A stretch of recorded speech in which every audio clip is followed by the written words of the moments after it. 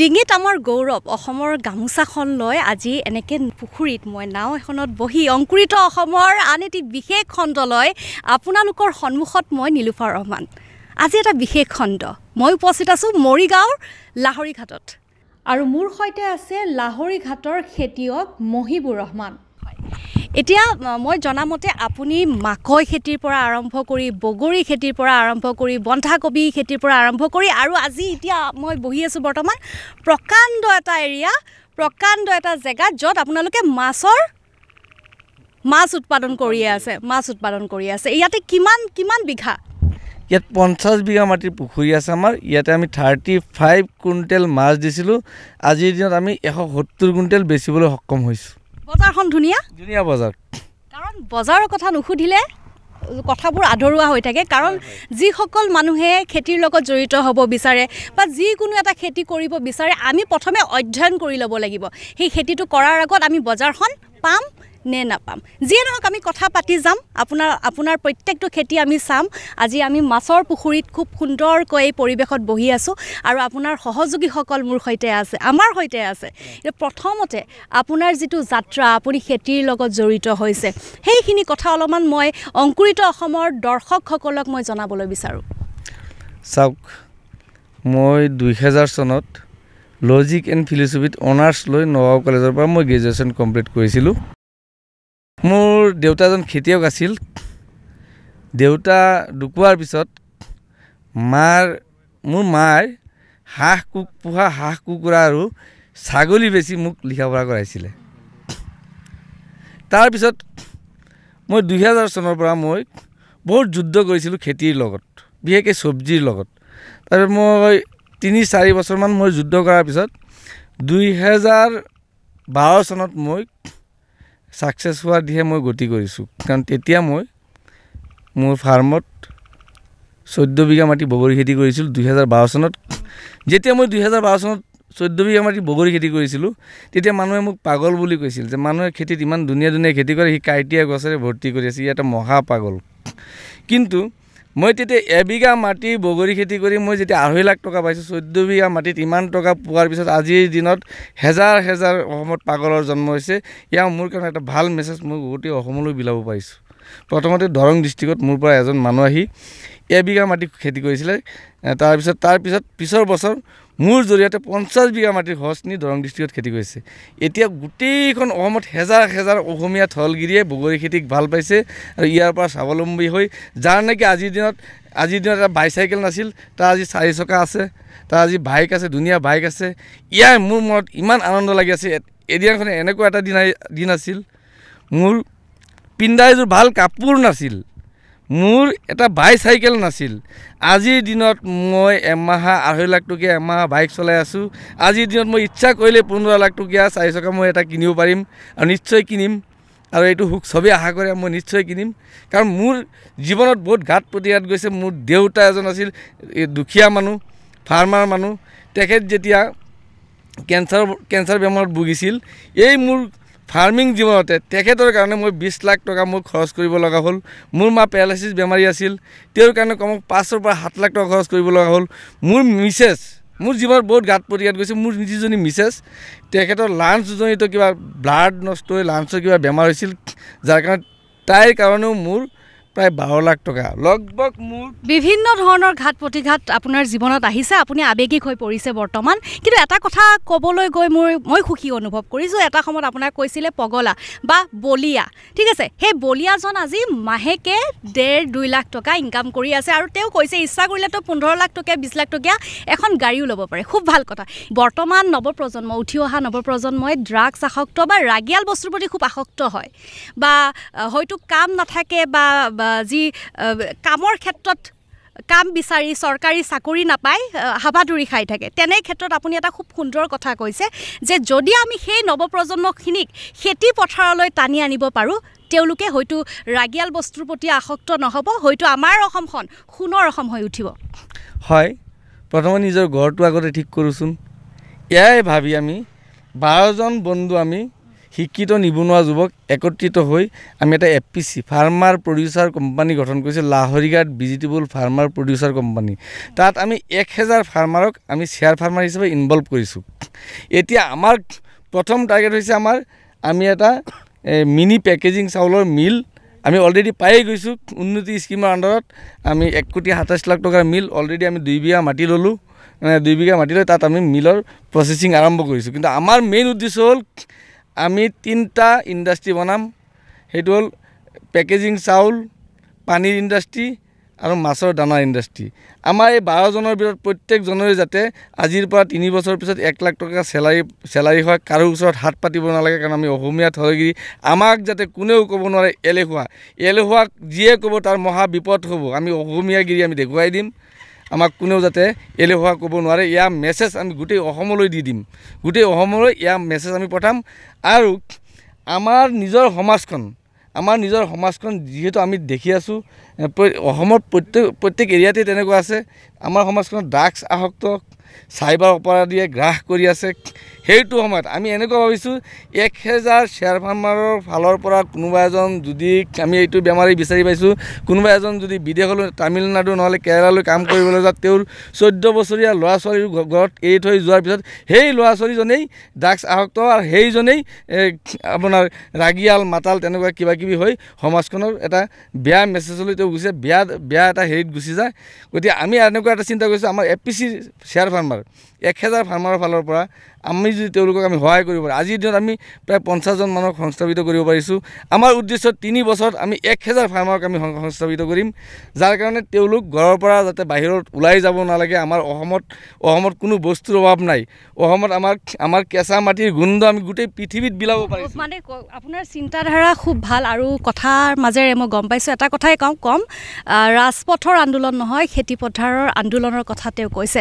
খেতি পথাৰৰ আন্দোলন কৰি তেওঁ নৱপ্ৰজন্মক উঠাই আনিব বিচাৰিছে আৰু খেতি পথাৰলৈ টানি আনিব বিচাৰিছে, যাতে কোনো নৱপ্ৰজন্মই চাকৰিৰ বাবে হাবাথুৰি খাই ঘূৰি ফুৰিব নালাগে আৰু নিজৰ মাটিখিনিক, আমাৰ নিজৰ সম্পদখিনিক যাতে আমি নিজেই মূল্য দিব পাৰোঁ, এইখিনি কথা। আৰু বহুখিনি আপুনি খেতি কৰিছে, আমি এতিয়া খেতি পথাৰৰ মাজলৈ যাম। বহুখিনি কথা আপোনাৰ পৰা জানিলোঁ আৰু হয়তো আজিৰ এই খণ্ডটি চাই আৰু হাজাৰজন খেতিয়ক অন্নদাতাই আৰু বেছি অনুপ্ৰাণিত হ'ব, আৰু বেছি নিজৰ মাজত আত্মবিশ্বাস গঢ়ি তুলিব। গতিকে বলক আমি খেতি পথাৰৰ মাজলৈ যাওঁ।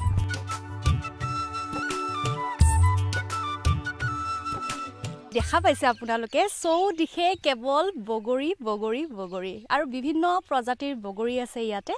মই আছোঁ মৰিগাঁৱৰ লাহৰিঘাটত আৰু মোৰ সৈতে বহুকেইজন খেতিয়ক আছে। তেখেতসকলৰ ওচৰলৈ আহিছোঁ, তেখেতসকলৰ পদূলিলৈ আজি আমি অংকুৰিত অসমৰ সদস্যসকল তেওঁলোকৰ সৈতে কথা পাতিবলৈ উপস্থিত হৈছোঁ তেওঁলোকৰ মাজত।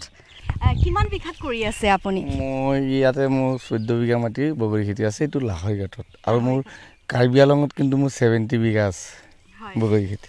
কাৰ্বি আলঙতো আপুনি কৰি আছে? কাৰ্বি আলঙত আপুনি 70 বিঘা মাটিত কৰি আছে বগৰী খেতি কৰি আছে, আৰু ইয়াতে আপোনাৰ 14 বিঘা মাটিত বগৰী খেতি। মই শুনাত আপুনি আৰু বেলেগ খেতিৰ লগতো জড়িত হৈ আছে? হয়, নিশ্চয়। মোৰ এটা FPC আছে। আমাৰ FPC চেয়াৰমেন ৰাতুল চন্দ্ৰ ডেকা, আহিব লাগে আপুনি। বোৰ্ড অফ ডাইৰেক্টৰ আমাৰ Abdul Rashid, board of director আমাৰ মাজাৰুল ইছলাম, মই নিজেও বোৰ্ড অফ ডাইৰেক্টৰ। প্ৰত্যেকৰে সৈতে মই কথা পাতিম। আপোনাৰ এবাৰ নামটো মই জানিব বিচাৰিম। ৰাতুল চন্দ্ৰ ডেকা। হয়, মই লাহৰিঘাট ভেজিটেবল FPC সভাপতি হিচাপে কাম কৰি আছোঁ। আমাৰ বিভিন্ন জেগাত বিভিন্ন ধৰণৰ কাম চলি আছে আৰু আমাৰ তেখেত হ'ল আমাৰ বোৰ্ডৰ ছেক্ৰেটাৰী আৰু তেওঁ সেই বাগানত আজি আমাক বগৰীৰ কাৰণে মাতিলে, আমি আহিলোঁ। FPCৰ ফালৰ পৰা আৰু কেনেকুৱা ধৰণৰ কাম হৈ আছে আপোনালোকৰ এই জেগাখিনিত? আমাৰ FPC ফালৰ পৰা আমাৰ ভেজিটেবল মেইনলি, কিন্তু আমাৰ আকৌ লগতে এটা ফিচাৰী আমি লৈছোঁ। ফিচাৰীটোত আমাৰ মাছ আৰু মানে ধান হয় আৰু মাকৈ কৰা হয় খৰালি, আৰু মাছেই বিশেষকৈ। এতিয়া আমাৰ এইবাৰ বহুতখিনি যোৱা বছৰৰ পৰা আমি চলাই আছোঁ আৰু এতিয়া আমি ভাবিছোঁ আৰু আমাৰ হেৰিটো FPCটো আকৌ বেলেগ এটা খেতি হ'লে আমি ফাৰ্ম এখন চিন্তা কৰি আছোঁ। যদি ফাৰ্ম হিচাপে বেলেগ খেতি মাটি অলপ লৈ পেলাই খেতি কৰিব পাৰোঁ, তেতিয়া আমি ধানৰ ওপৰত কৰিব পাৰিম আৰু আমি শাক চব্জি আৰু বেছিকৈ হেৰি কৰিব পাৰিম। আৰু শুনামতে লাহৰী ঘাটৰ যিসকল খেতিয়ক আছে মাকৈ খেতিৰ ওপৰতো খুব গুৰুত্ব দিয়ে মাকৈ খেতিৰ ওপৰতো আপোনালোকে মাকৈ খেতিৰ লগতো খুব গভীৰভাৱে জড়িত হৈ আছে নহয় জানো আমাৰ লাহৰী ঘাটত আমি চব্জিটো মেইন আছিল কিন্তু আমাৰ ৰাইজসকলে এতিয়া মাকৈ খেতি ফালে হেৰি মাকৈ খেতিৰ লাভটো বেছি এতিয়া বড়ো ধান কৰিলে যিটো খৰচ হয় যিমানখিনি কষ্ট হয় তুলনাভাৱে মাকৈটো বেছি প্ৰফিটেবল আৰু কষ্টটো কম হয় সেইটো কাৰণে আমি এতিয়া মাকৈৰ ওপৰত বেছি গুৰুত্ব দিছোঁ মাকৈ খেতি কৰিলে মানে খেতিয়কসকলৰ কাৰণে বেছি লাভৱান বুলি আপুনি ক'ব বিচাৰিছে এনে বিশেষকৈ চব্জি লাহৰীঘাট বিখ্যাত আমাৰ মৰিগাঁও ডিষ্ট্ৰিক্টৰ লাহৰীঘাট বিখ্যাত কিন্তু চব্জিত এতিয়া প্ৰথম ৰাইজে দামটো পায় কিন্তু শেষৰ ফালে মানে চব্জি একেবাৰে মাৰ খাব লগা হয় য'ত নেকি মানে ৰাইজে যিটো খৰচ হয় এই খৰচটো নাপায়গৈ সেইকাৰণে এতিয়া লাহে লাহে মানুহে মাকৈ ফালে ধাবিত হৈছে মাকৈ খেতি লয় এতিয়া আপুনি কওকচোন বগৰী কিমানটা প্ৰজাতিৰ আৰম্ভণিতে মই কৈছোঁ বিভিন্ন প্ৰজাতিৰ বগৰী আছে সৰু ডাঙৰ সৰুটো মোক সোমাই আহোঁতে কৈছোঁ সৰুটো বেছি মিঠা বোলে সৰু ডাঙৰ বিভিন্ন প্ৰজাতিৰ বগৰী দেখা পাইছোঁ কেইটা প্ৰজাতিৰ বগৰী আছে মোৰ ইয়াত 5টা প্ৰজাতিৰ বগৰী আছে এটা হ'ল আপোনাৰ থাইলেণ্ড এইটো প্ৰথম ভেৰাইটি আছিল থাইলেণ্ড যিটো পনীয়া হয় এইটো আমি এতিয়া বাদ দিছোঁ এইটো মানুহে নাখায় এতিয়া ভাল সোৱাদো বগৰী বহুত ওলাই গ'ল সেইকাৰণে এইটো বাদ দিলে আমিও বাদ দিছোঁ এতিয়া আমাৰ বৰ্তমান থাইলেণ্ড প্ৰজাতিৰ যিটো আছে সেইটো আমি বাদেই দিলোঁ সেইটো এতিয়াও আমাৰ বাগানত আছে আৰু এটা আছে আপেল মাধৱ বুলি কয় যিটো আপোনাৰ হাতত আছে এইটো আপেল মাধৱ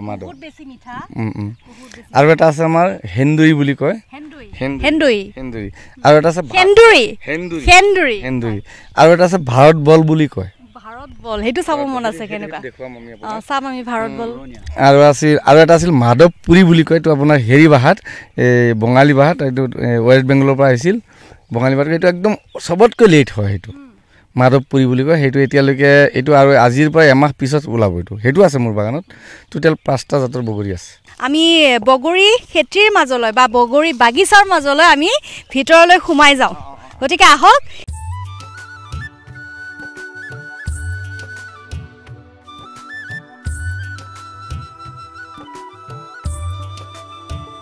চাৰিওফালে কেৱল বগৰী গছ দেখিছোঁ কিন্তু কিমান বগৰী গছ আছে ইয়াতে যিহেতু 14 বিঘা মাটিত আপুনি কৰিছে পাৰ বিঘাত আমি 100 গছ দিওঁ য'ত নেকি আমাৰ 1400 বগৰী গছ আছে আৰু আপোনাৰ এনেই এটা গছত যদি আপুনি ডাইৰেক্ট আপুনি কিবা হিচাপ কৰে তেতিয়াহ'লে 1.5 কুইণ্টেল ওলায় কিন্তু আমি এভাৰেজ ধৰিলে 1 কুইণ্টেল ওলায় এটা গছত এডাল গছত 1 কুইণ্টেল আৰু ওলায় কিন্তু আমি এভাৰেজ ধৰিলে 1 কুইণ্টেল আৰু 1400 গছৰ পুলি আছে ইয়াতে খুব ভাল আৰু আপুনি মাকৈ খেতিও কৰিছে আৰু এটা কথা সুধো বগৰী বজাৰখনৰ লৈ আপুনি সন্তুষ্ট নে একদম সন্তুষ্ট কাৰণ আমাৰ যিহেতু এটা এফপিচি আছে আমাৰ মোৰ পাৰ্চনেল বগৰীখিনিও আমাৰ এফপিচিৰ জৰিয়তে আমি কাৰ্বি আংলং নহয় আমাৰ এই মণিপুৰ আৰু নাগালেণ্ড শিৱসাগৰ একদম আমাৰ এই শ্বিলংলৈকে যায় শ্বিলং মানে আমাৰ ত্ৰিপুৰালৈকে যায় আমাৰ বগৰী ইয়াৰ পৰা বেপাৰীয়ে লৈ যায় প্ৰতি শনিবাৰে আৰু বুধবাৰে আমি বগৰী বেচোঁ মানে বজাৰখনক লৈ কোনো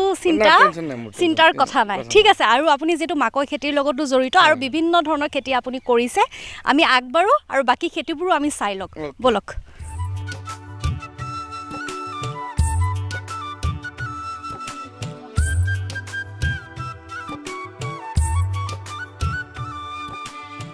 এটা নতুন খেতি দেখিবলৈ পাইছোঁ পিছফালে নামটো কিবা অদ্ভুত ধৰণৰ আমাৰ অসমত নহয় এইটো বাহিৰৰ হয় জাপানিজ বস্তু বুলি কয় তাৰমানে আমি সদায় নামটো কৈ দিওঁ পাচলিটোৰ নাম হৈছে জেড মেডেন কাকৰি ফল বুলিও ক'ব পাৰি জেড মাৰণ কাকৰি এইটো মানে মই মোবাইলত চাই পেলাই মানে আমাৰ কৃষকসকলৰ মানে আমাৰ বিশেষকৈ ধাৰণা হ'ল যে আমি নতুন কিবা উদ্ভাৱন কৰিব পাৰোঁ নেকি আৰু সেইটো আমি মাৰ্কেটত দিব পাৰোঁ নেকি আমাক ইমপ্ৰেছ কৰি মানুহে যদি ল'ব পাৰে আমি এটা ভাল মেছেজ দিব পাৰোঁ নেকি মানুহে আমাক চাই পেলাই আৰু বেছিকৈ মানুহে কৰক অসমৰ গোটেই অসমীয়া থলগিৰি মানুহবিলাকে কৰক তাতে আমাৰ প্ৰশংসা এটা আহে মনত এটা আনন্দ এটা আহে সেইকাৰণে মই এইটো ডেমো হিচাপে এইবাৰ আৰম্ভ কৰিছোঁ যদি ধুনীয়াকৈ হৈ যায় মোক গোটেই অসমৰ কৃষকক মই আমন্ত্ৰণ জনাম এইটো কৰিবৰ কাৰণে ইয়াত ডেমো হিচাপত কৰাৰ পাছত আপোনাৰ এতিয়া কেনেকুৱা অনুভৱ যে খেতিটো হোৱাৰ সম্ভাৱনা আছে একদম 100% আপুনি এই খেতি চালে ক'ব পাৰিব 100% কনফিডেঞ্চ আছে এইটো এইবাৰ হ'বই মোৰ হ'বই বুলি এটা কনফিডেঞ্চ আছে ইয়াত এটা ডাঙৰ প্ৰফিট এটা আহিব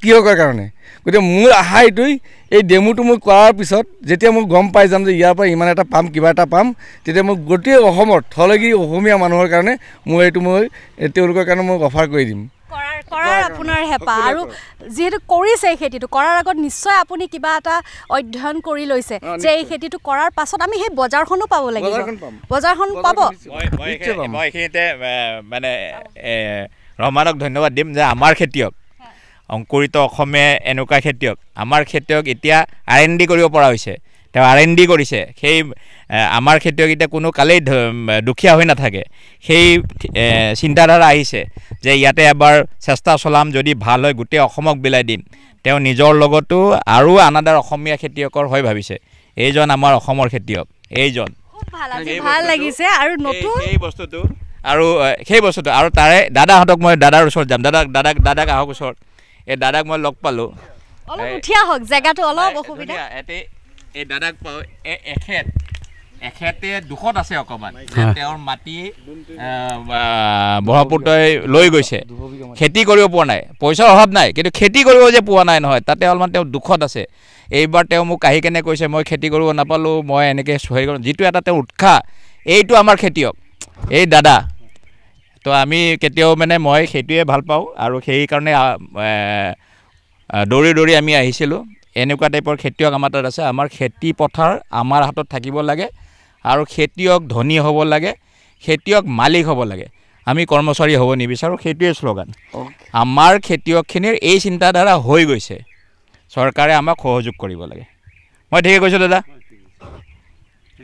অলপ আগতে আমি বগৰী খেতিৰ বগৰী বাগিচাৰ মাজলৈ গৈছিলোঁ আৰু তাৰ পাছত মাকৈ খেতি তাৰ পাছত এতিয়া আমি বন্ধাকবিৰ খেতিৰ মাজত আছোঁ আৰু এই খেতিৰ এটা নতুন কথা কোনোবা এজনে পুলি ৰোপণ কৰিছে আৰু কোনোবা এজনে গুটি ৰোপণ কৰি বন্ধাকবিৰ খেতি কৰিছে এতিয়া আমি কথা পাতিম আপুনি গুটি ৰোপণ কৰিছে মই এই খেতিটো অলৰেডি মই গুটিৰ পৰা মই খেতি বনাইছোঁ গুটিৰ পৰা মই গুটি লগাইছিলোঁ এতিয়া বৰ্তমান যেনেকুৱা দেখা গৈছে গুটিৰ পৰা হৈ এনেকুৱা হৈ আছে আৰু পুলি ৰোপণ কৰা আপুনি আছিলে পাৰ্থক্যটো কি পুলি আৰু গুটিৰ মাজত পুলি কিবা পাৰ্থক্য থাকে নেকি পাৰ্থক্য এটা পাইছোঁ কবিৰ যিটো প্ৰডাকশ্যনত গৈ মানে কেইদিনমান অগা পিছা হৈ যায় বস্তুটো একেটাই হ'ব কিন্তু মোৰটো অলপ পাছত পৰি গ'ল দাদাৰটো আগত হৈ যাব কোনোবা কেইটামান মানে মই পুলি লগাইছোঁ পুলিটো নতুনকৈ উঠাই নি বেলেগ এটা খেতিত লগাব লাগে পিছত হয় অলপ লেট হৈ যায় কোনোবাটো আগত হয় কোনোবাটো পাছত হয় সেইটো কিন্তু হাৰ্ভেষ্টিং আগত হয় ইয়াৰ হাৰ্ভেষ্টিং আগত হয় আৰু তাৰ হাৰ্ভেষ্টিং লেটকৈ হয় আৰু ইয়াৰ এটা ভাল এটা ৰিজাল্ট এটা আছে আপোনাৰ পুলিটো আপোনাৰ শিপাই কষ্ট নাপায় যাৰ কাৰণে সি সোনকালে হৈ যায় আৰু এই আপোনাৰ পুলি লগালে এই শিপাটো কষ্ট পায় ইয়াৰ পৰা আনি তাত লগোৱাৰ লগে লগে সি আকৌ নতুনকৈ হ'ব লাগে সেইকাৰণে সেইটো অলপ লেট হয় কিন্তু এইটো পুলিৰ হাৰ্ভেষ্টিং মানে যিটো পুলি ৰোপণ কৰি বন্ধাকবি ৰোপণ কৰি বন্ধাকবি হৈছে সেইটো হাৰ্ভেষ্টিং লেট হয় দেৰিকৈ হয় আৰু এইটো গুটিটো সোনকালে হয় ইয়াতে কিমান বিঘা আছে ইয়াতে আপোনাৰ 1 বিঘা 1 কটামান আছে 1 বিঘা 1 কটামান আছে 6 কটা কিমান 6 কঠা মাটি আছে ইয়াত 6 কঠা এনে সাধাৰণতে আমি দেখা পাওঁ আমি কবি বেদত পুলি পেলাই বেদত গুটি সিঁচি পেলাই তেওঁলোক তাৰপিছত এমাহমান পিছত 20 দিনৰ পৰা এমাহৰ ভিতৰত ট্ৰেন্সপ্লাণ্ট কৰে পথাৰলৈ কিন্তু ইয়াতে মহিবুৰ ৰহমানে তেওঁ ডাইৰেক্ট মানে পুলি গুটিটোকে সিঁচি পেলাই ডাইৰেক্ট মানে কোনো ট্ৰেন্সপ্লাণ্ট নাই জেগাতে হৈ গৈছে আৰু ইয়াৰ বিনিময়ত তেওঁ লেবাৰ খৰচ কম হৈছে বহুতখিনি খৰচ কমি গৈছে যিহেতু বেড বনোৱাৰ খৰচ তাতে আৰু আপোনাৰ বেডৰ ঘৰ চব বনাব লাগে প্লাষ্টিকৰ এতিয়া বেডৰ খৰচ কমিলে লেবাৰ খৰচ কমিলে গোটেইখিনি একে জেগাতে হৈ গৈছে তেওঁ বহুতখিনি পইচা পাইছে এতিয়া কওকচোন মই যদি সুধো এটা লাইনত গুটি বেছি প্ৰফিটেবল নে পুলিটো গুটিটো বেছি প্ৰফিটেবল হয় গুটি ৰোপণ কৰি যদি বন্ধাকবিৰ খেতি কৰে তেতিয়াহ'লে কৃষক বন্ধুসকল বেছিকৈ উপকৃত হ'ব পাৰিব এই জেগাটোত আহিলোঁ দাদা এই ৰাতুল্লা আমাৰ লগত মহিবুৰে ক'লে বহুতখিনি ইয়াতে আমি এনেকৈ গৈ ফুৰোঁ এনেকৈ এপ্ৰিচিয়েট লগ পাওঁ এনেকুৱা বহুত জেগাত ফাৰ্মাৰ লগ পাওঁ কিন্তু এইখন জেগাৰ আজিৰ দিনটো অকণ সুকীয়া পাইছোঁ ইয়াতে মই দেখিলোঁ আমাৰ সেই দিনাৰ দিনটো যিবোৰ বুৰঞ্জীত আমি পাইছিলোঁ আজি কেইবছৰমান আগত ফিল কৰিছোঁ আজি সেই উপলব্ধিটো অলপ কমি আহিছে যিহেতু আমি শংকৰ আজানৰ এইখন আমাৰ অসম সেই গোন্ধটো ইয়াতে অকৌ আমোলমোলে পৰা নিচিনা পাইছোঁ ইয়াতে মই আহি কেনে দেখিছোঁ ইয়াতে হিন্দু মুছলমান ভাই ইয়াতে অকণমানো নাই পোৱা যে এইখন এজন মুছলিম আৰু এজন হিন্দু। এই বছৰটো অকণমান সুকীয়া পাইছোঁ, এইখন খুবেই ভাল লাগিছে। আৰু এই দাদাক মই পাইছোঁ, আহিছোঁ মহিবুৰৰ হেৰিত, কিন্তু মোৰ এনেকুৱা লাগি আছে যে দাদাহে মাতিছে, দাদাৰ লগত কিবা মই এটা আনাদাৰ আন্তৰিকতা মই ফিল কৰি আছোঁ। আকৌ মই দাদাক বাৰে প্ৰতি কৈ আছোঁ, দাদাৰ মাটি ব্ৰহ্মপুত্ৰই লৈ গ'ল, তাৰ কাৰণে তেওঁ ইমান বেছিকৈ খেতি কৰিব পৰা নাই এইবাৰ। দাদাৰ দুখ এইটো নহয় যে খেতি কৰি কেনে মই বেছিকৈ পইচা পালোহেঁতেন, দুখ এইটোৱে যে খেতি কৰিব পৰা নাই। তেওঁ যেন চখ, তেওঁ অন্নদাতাজনে কাৰোবাক খুৱাব পৰা নাই, সেইটো বেদনা, এইটো বাৰুকৈ ফিল কৰিছোঁ। আৰু এইখনত মই সাধাৰণতে ইমান ক'ব নোৱাৰোঁ, কোৱাওঁতেও মোৰ ভুল হয়, আমি কথা কোৱাত অকণমান দিগদাৰী। তথাপিতো কিজানি মই আজি ভালকৈ ক'ব পাৰিছোঁ মোৰ মনৰ কথা। মহিবুৰ মই সঁচাই ভাল পাইছোঁ। মহিবুৰে যি ক'লে, দাদাহঁতে যি ক'লে, বাকী ভাই ককাইকেইটাই যি ক'লে, এই যে আমি মেইন শত্ৰুটো কোন? মেইন শত্ৰুটো ড্ৰাগছ, মদ, ভাং, আমাৰ যুৱচাম তলৰ ফালে লৈ গৈ আছে, আমাৰ ছেকেণ্ড প্ৰজন্মটো ধ্বংস হৈ গৈ আছে। সেইটো হৈছে আমাৰ মেইন শত্ৰু। নাই কি ভাই ককাইৰ মাজত যিটো আমাৰ এইবিলাক চলি আছে, সেইটোক আমি ফ'কাছ কৰাতকৈ আমাৰ যিবিলাক সামাজিক ব্যাধি আছে, বেমাৰ হৈছে, যিবিলাকে আমাৰ জাতিটোক ধ্বংস কৰি গৈছে, এই এপিছটোৰ খেতিৰ লগতে গোটেইকেইজন কোৱালিফাইড, গোটেইকেইজন মিনিমাম ডিগ্ৰীধাৰী, গাত বোকা পানী বোকা পানী খেতি পথাৰৰ পৰা আহিলে বোকা পানী লাগিব, আৰু বোকা পানী দেখি কেনে মানুহজনক তই বুলি কয়, সেইটো এটা ঘটনা এটা যিবোৰে ক'লে। এই বস্তুটো তেওঁলোক অন্নদাতা হয়। অংকুৰিত অসমৰ ফালৰ পৰা মই এইটোৱে ক'ব বিচাৰোঁ, মেইন এওঁলোক অন্নদাতা। আমি অন্নদাতাক যদি সন্মান কৰিব নাজানো, অন্নদাতাক যদি আমি মান দিব নাজানো, তে আমাৰ ধিক্কাৰ। মই এইখিনিয়ে ক'ম। আৰু বৰ আৱেগিক হ'লোঁ, সি কৈ আছে মই শুনি আছোঁ। সন্মান আৰু বেলেগ নালাগে, এই সন্মান, এই আন্তৰিকতা, আৰু আনাদাৰ সন্মান নালাগে, এই মৰম, এইটোৱে বস্তু আমি বৰ আপ্লুত হ'লোঁ। আৰু আমি কথা দিছোঁ, আজিৰ পাছতো আমি এইফালেদি আহিলেও বা সময় ওলাই হ'লেও এইখন এপিছডলৈকে আহিম আমি আৰু বহি থাকিম।